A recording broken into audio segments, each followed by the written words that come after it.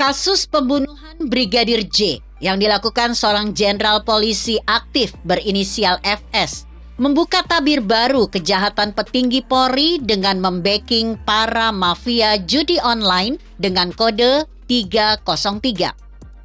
Sejak pertama, kasus pembunuhan yang dilakukan FS ini mencuat ke publik, membuat para netizen mencari tahu pekerjaan haram yang dilakukan para jajaran Polri. Lalu kenapa ini baru terbongkar? Setelah sekian lama para mafia judi online ini menjalankan bisnis haramnya di Indonesia, sebenarnya permainan judi online sudah lama kita dengar. Bahkan judi online sejak lama beredar luas di aplikasi-aplikasi telepon genggam atau handphone. Pengguna handphone dengan sangat mudah mendownload aplikasi yang tersedia, lalu dengan mudahnya melakukan permainan judi online. Tapi sebelumnya akhirnya kode 303 ramai menjadi perbincangan di media sosial. Seakan tidak ada tindakan sama sekali yang dilakukan oleh pihak kepolisian yang berwenang melakukan penertiban judi online. Bagaimana peran Badan Reserse Kriminal Bareskrim yang dipimpin oleh seorang komisaris jenderal yang memiliki kewenangan dalam hal penindakan perjudian di Indonesia? Padahal fungsi dari seorang Kabareskrim untuk membantu Kapolri dalam membina dan menyelenggarakan fungsi penyelidikan dan penyidikan tindak pidana, pengawasan dan pengendalian penyidikan, penyelenggaraan identifikasi, laboratorium forensik dalam rangka penegakan hukum, serta pengelolaan informasi kriminal nasional. Sedemikian hebatnya fungsi seorang Kabareskrim yang memiliki kewenangan yang sangat luar biasa, namun tidak pernah melakukan penertiban praktek-praktek ilegal judi online di Indonesia. Di mana Kabareskrim sebelumnya? Sampai-sampai seorang Kapolri, Bapak Listio Sigit sendiri yang harus memerintahkan jajaran Kapolda untuk menyapu bersih para mafia judi online. Apakah Kabareskrim selama ini tidak tahu bahwa para mafia judi online di-backing oleh seorang FS?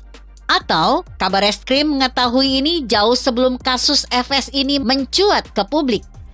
Sangatlah hal yang mustahil jika Kabareskrim tidak tahu bahwa FS membacking para mafia judi online. Lalu kenapa dilakukan pembiaran oleh Kabareskrim? Kenapa tidak ditindak dari dulu? Hal ini lagi-lagi hanya Kapolri yang dapat menjawab pertanyaan ini. Pak Kapolri Listio Sigit Prabowo yang saya hormati, ada hal yang perlu Bapak tahu, bahwa seluruh operasional lembaga kepolisian itu didanai oleh uang rakyat, Pak. Uang rakyat yang seharusnya dapat digunakan untuk hal-hal yang bermanfaat untuk kepentingan masa depan generasi bangsa misalnya, justru dihambur-hamburkan begitu saja dengan menggaji personil polisi yang tidak ada kerjanya.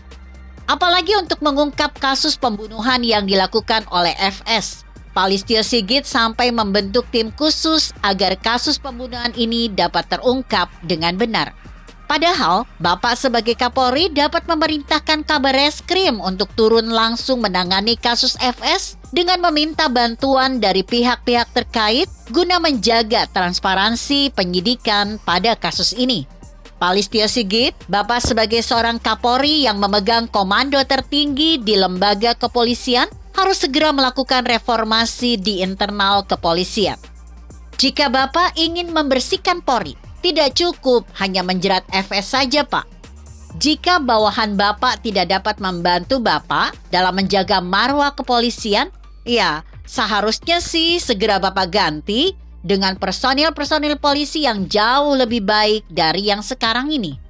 Rakyat sangat percaya bahwa ada banyak jenderal yang berkualitas di lembaga kepolisian yang mampu mengembalikan serta mengangkat kembali citra kepolisian yang sudah berada di titik nadir paling bawah.